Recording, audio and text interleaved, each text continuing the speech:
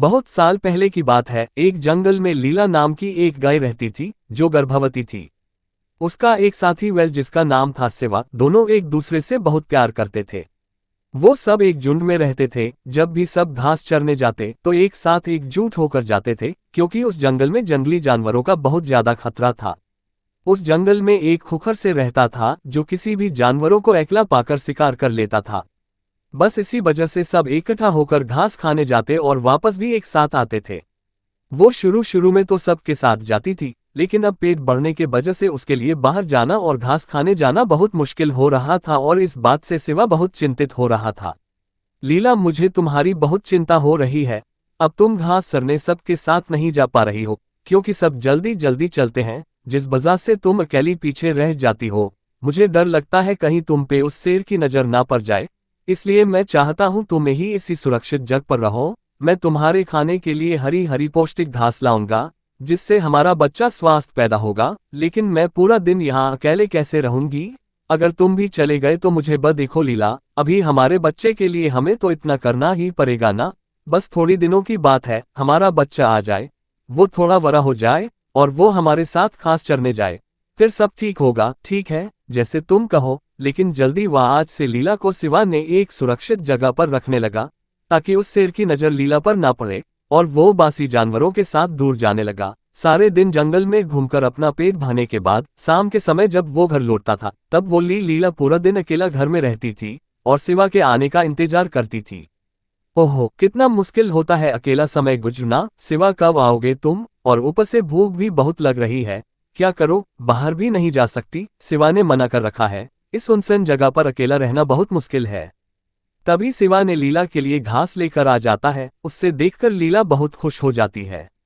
तुम आ गए शिवा, मुझे बहुत भूख भी लगी थी। तुम्हें छोड़कर मुझे पूरे दिन इस घर में अकेले रहना बिल्कुल अच्छी नहीं लगती। मुझे बहुत डर लगती है। कल से तुम इतनी देर मत करना, जल्दी वापस आना। हाँ हाँ, मुझे पता है, तभी तो मैं जल्दी आ गया। अब जल्दी से खा लो। लीला जल्दी से खाना शुरू करती है। इस तरह और भी कुछ दिन बीत जाता है। एक दिन लीला ने एक छोटा सा बच्चे को जन्म देती है, जिसका नाम दोनों मिलकर सोनू रखते हैं। शिवा अपने बच्चे के लिए बहुत खुश था, इसलिए वो लीला और सोनू से कहता है, लीला, जब तक हमारा बच्चा थोड़ा बड़ा ना हो जाए, तब तक तुम्हें यहाँ से बाहर नहीं जाने दूंगा। बाहर बहुत खतरा है। बस थोड़ी दिनों की बात है, उसके बाद सब ठीक हो जाएगा। तब तक मैं तुम्हारी खाने पीने का खुद ध्यान रखूंगा। ये सब मैं इसलिए कर रहा हूँ, क्योंकि अगर तुम सोनू को लेकर घास चरने चलोगे, तो सोनू को लेकर सबके साथ चलना बहुत मुश्किल होगा। वो अभी बहुत छोटा है, सबके साथ तेजी से नहीं चल पाएगा। मैं नहीं चाहता कि उस दुष्ट सिर की नजर हमारे बच्चे पर पड़े। तुम ठीक कह रहे हो, यही करना ठीक होगा। जब तक हमारा सोनू थोड़ा बड़ा नहीं हो जाता, तब तक मैं बाहर नहीं जाऊंगी। ठीक है, तुम जाओ, मैं यहाँ सोनू को संभल लूंगी। और सुनो, खाना लेकर जल्दी वापस आना। लीला ने शिवा की बात मान के अपनी घर पे ही रुकती है, और शिवा रोज की तरह खाने के बाद अपनी पत्नी के लिए घास ले आता था।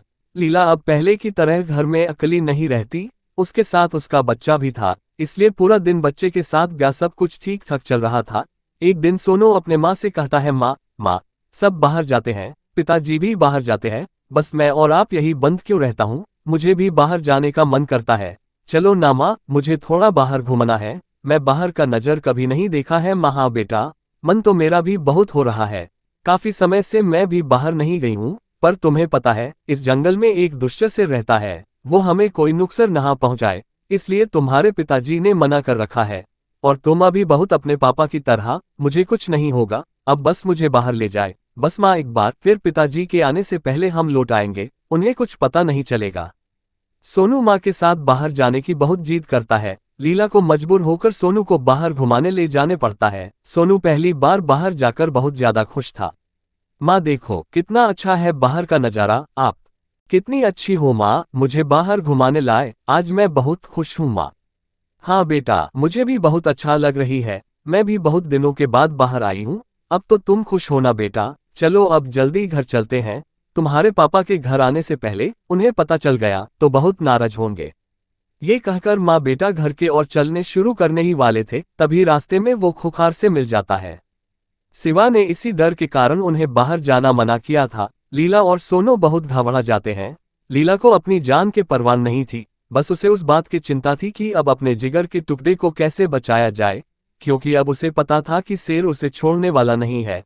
अब लीला को वे सिवा के बाद याद आ रही थी। उसने उसे बार बार घर से बाहर ना जाने के लिए मना किया था। अब वो बहुत अफसोस कर रही थी कि उससे सोनू की जिद पे बाहर नहीं आना चाहिए था। उधर उसी समय सिवा जब शाम को अपनी पत्नी और बच्चे के लिए खाना लेकर घर पहुंचता है, तब वो घर पर लीला और सोनू को देख नहीं पाता है। वो बहुत चिंतित हो जाता है। अरे ये क्या, घर में तो कोई नहीं है, आखिरकार कहाँ गए होंगे मेरे बीवी और बच्चे। हे भगवान, दोनों को रक्षा करना, दोनों ही मेरी जिंदगी है। फिर मन में डर और चिंता लेकर सिवा अपने बीवी और बच्चों को ढूंढने निकलता है। दूसरी तरफ शेर की खुशी का कोई ठिकाना नहीं था कि आज उससे बढ़िया भोजन मिल गया है। फिर वो कहता है, अरे वाह, लगता है आज मेरा दिन अच्छा बीतेगा, मुझे बिना मांगे ही दो शिकार मिल गए, मुझे ज्यादा मेहनत नहीं करने पड़ी, आज बढ़िया भोजन होगा। लेकिन पहले किससे शुरू करूं, बच्चे से या माँ से? हे शेर राजा, तुम हमें छोड़ दो, हमें जाने दो, दया करो हम पर, तुम्हारे भी तो बीवी बच्चे होंगे, मेरा बच्चा बहुत छोटा है, जाने दो हमें। चलो ठीक है, वैसे तो मैं किसी पर तरस नहीं खाता, लेकिन बीवी बच्चे का सुन के मैं ये जरूर कर सकता हूँ, मैं तुम दोनों माँ बेटे में से किसी एक को खाऊंगा और किसी एक को छोड़ दूंगा। अब तुम ठीक करो, कौन मेरा शिकार बनेगा और कौन घर वापस जाएगा। ठीक है, तुम मुझे खा जाओ, लेकिन मेरे बच्चे को छोड़ दो, मैं अपनी बच्चे को मरता हुआ नहीं देख सकती, मुझे अपना शिकार बना लो। तभी अपने बीबी और बच्चे को ढूंढता हुआ सिवा वहां पर पहुंच जाता है। नहीं नहीं शेर राजा, अगर तुम्हें खाना ही है तो मुझे खा जाओ, मेरे बीबी और बच्चे को छोड़ दो, उन्हें कुछ हो गया तो मैं जीते जी मर जाऊंगा, मेरे बीबी बच्चे को छोड़ दो, मुझे अपना शिकार बना लो। नहीं शेर राजा, तुम मुझे खाओ, सारी गलती मेरे ही है, मैं ही बाहर आने का जिद कर रहा था माँ के साथ, मैं अगर जिद ना करता तो अभी किसी की भी जान खतरे में नहीं होता, और वैसे भी माँ बाप में से किसी एक को कुछ भी हो गया तो मैं कैसे जीवित रहूंगा। शेर सब की बातें सुनकर हैरान हो जाता है, कोई किसी को इतना प्यार कैसे कर सकता है, पूरा परिवार एक दूसरे के लिए, मैंने अपनी जिंदगी में अपने परिवार के लिए ऐसा प्यार कभी नहीं देखा, तुम सब एक दूसरे से कितना प्यार करते हो, एक दूसरे के बिना कभी नहीं रह सकते हो, अगर मैंने तुम में से किसी एक को खा लिया किसी को भी नहीं खाऊंगा, जाओ